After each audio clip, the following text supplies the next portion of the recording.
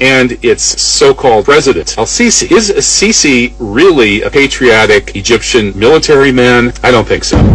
When al-Sisi overthrew the first democratically elected government in 5,000 years of Egyptian history, it wasn't surprising that the Israeli ambassador called al-Sisi a national hero for all Jews. A national hero for all Jews.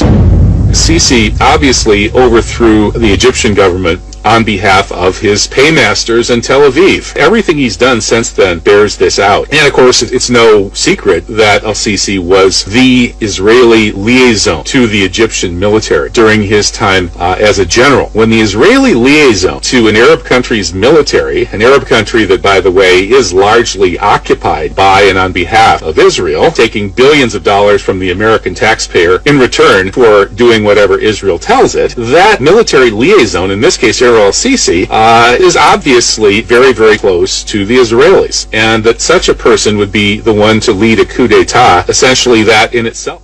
Since taking power, al-Sisi has been taking one step after another to benefit the Israelis. He's allowed the Israelis to destabilize the Sinai. So-called ISIS in the Sinai is another Israeli-supported paramilitary operation that's used to justify closing the border with Gaza, declaring a state of emergency, and so on. And al-Sisi has gone along with all of that. But most importantly, recently, General al-Sisi is working with Trump and Netanyahu, plan to formally, quote-unquote, end the Israeli-Palestinian conflict, which really means turning the whole region over to Israel. Basically, it's the Greater Israel Plan. It's no secret that the two blue stripes on the Israeli flag symbolize the Nile and the Euphrates. The Israelis believe that the Bible gives them all of that land, and they are planning to take it. And they have taken. They own everything up to and including the Nile today. And al-Sisi is giving away Egypt's biggest strategic assets. Not only is he rolling over in front of this plan to dam the Nile and starve Egypt, but he's also giving away the two islands in the Red Sea that are crucial strategic assets for Egypt. These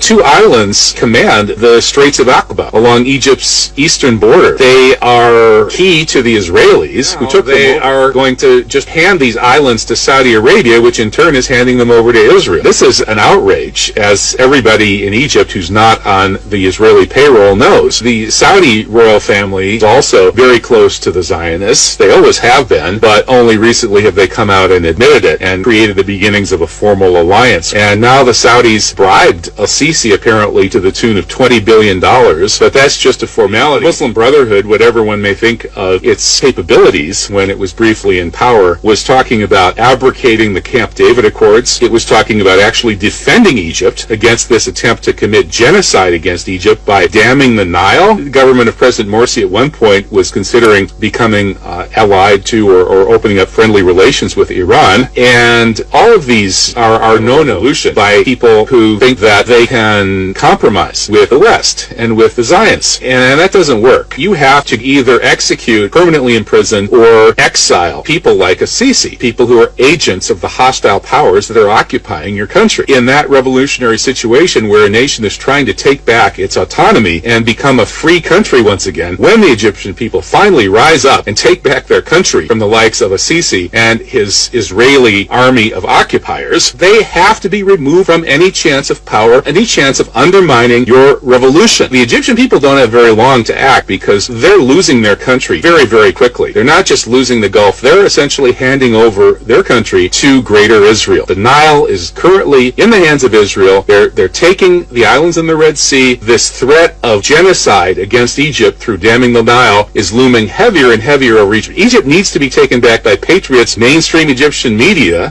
doesn't want to tell the truth about these things to the people of Egypt because it's owned by the same kinds of people who own the media here in the United States.